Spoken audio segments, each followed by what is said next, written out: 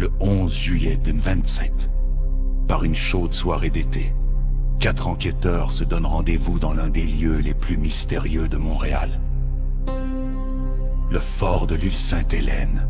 Do et Marlène d'Investigação 13.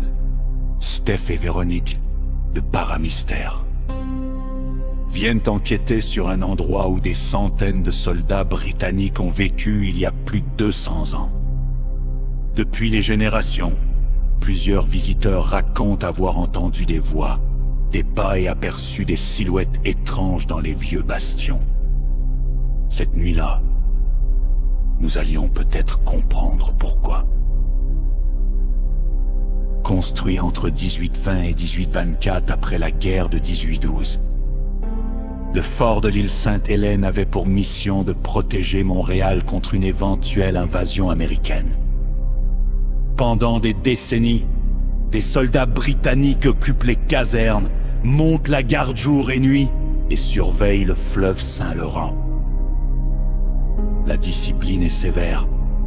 Le froid, les maladies et les accidents marquent la vie de plusieurs militaires. Aujourd'hui, les canons sont silencieux. Mais plusieurs affirment que certains gardiens du fort ne sont jamais réellement partis. À la tombée de la nuit, le groupe installe son équipement. Caméra, enregistreur, détecteur, tout est prêt. Pendant que Dom raconte l'histoire du fort, l'application necrophonique commence à répondre. Des mots puis quelques noms, comme si une présence suivait la conversation. À plusieurs reprises, les réponses semblent directement liées aux explications historiques. Le groupe poursuit, malgré tout, sans tirer de conclusion. Strophe. Henner près de l'entrée principale. Il ressent quelque chose d'étrange. Pendant ce temps, Véronique et Marlène commencent une séance de PV. Dom les rejoint autour d'une table. Il pose quelques questions, puis sans prévenir, il aperçoit une immense silhouette noire traverser devant lui. Une forme humaine, sans visage, sans lumière. Elle glisse rapidement vers un mur et disparaît. Dom se lève d'un bond et court vers l'endroit. Le reste du groupe le suit immédiatement. Ils inspectent chaque corridor, chaque pièce, chaque angle.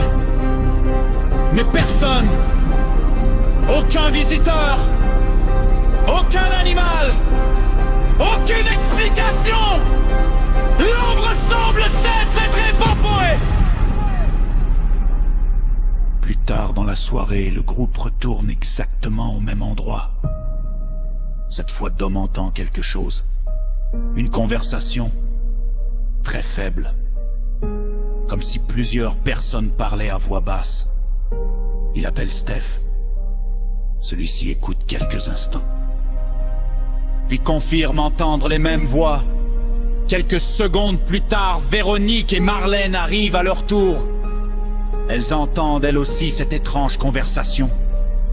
4 enquêteurs, au même moment, entendent des voix dans un fort complètement vide. Puis le silence revient. La nuit avance. Les enquêteurs poursuivent leur exploration. À plusieurs reprises, ils entendent des pas, des craquements, des sifflements, parfois derrière eux, parfois devant. Chaque fois, ils tentent de trouver une explication. Mais rien. Le fort demeure silencieux, comme si les sons apparaissaient seulement pour disparaître quelques secondes plus tard. Après plusieurs heures au fort, le groupe décide de poursuivre l'enquête dans le vieux cimetière de l'île Sainte-Hélène. L'endroit est plongé dans l'obscurité. Les arbres bloquent presque toute la lumière de la lune. Encore une fois, des bruits de part et zone. Des sifflements semblent venir de la forêt. L'atmosphère est lourde. Personne ne parle beaucoup. Tout le monde reste attentif. Tom et Steph de Zik exploraient un secteur plus éloigné. Tom prend plusieurs photographies. En regardant les images sur son appareil, il remarque une lumière blanche au fond des bois. Elle semble fixe, comme si quelqu'un les observait. Les deux enquêteurs décident immédiatement d'aller vérifier. Après plusieurs minutes de marche, ils arrivent enfin à l'endroit. Mais ce qu'ils découvrent les laisse sans réponse. Devant eux, un profond ravin. Aucun sentier, aucune maison, aucun lampadaire, aucune source d'électricité. Impossible l'expliquer cette lumière.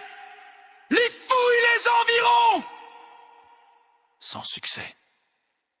Le mystère demeure entier. Lorsque l'enquête prend fin, une seule chose est certaine. Cette soirée laissera beaucoup plus de questions que de réponses. Une ombre noire aperçue dans le fort. Des noms entendus sur Necrophonic. Une conversation perçue simultanément par les 4 enquêteurs. Des pas, des sifflements, et une mystérieuse lumière surgit du fond d'un ravin. Aucun de ces phénomènes n'a pu être expliqué. Était-ce simplement une série de coïncidences? Des phénomènes naturels? Ou les anciens soldats qui ont autrefois protégé Montréal veillent-ils toujours sur ces vieux remparts? Le fort de l'île Saint-Tunnel continue les fascineux passionnés d'histoire, mais aussi ceux qui s'intéressent à l'inexpliqué. Et si un jour, vous décidez de visiter ce fort après le coucher du soleil, prenez un instant pour écouter le silence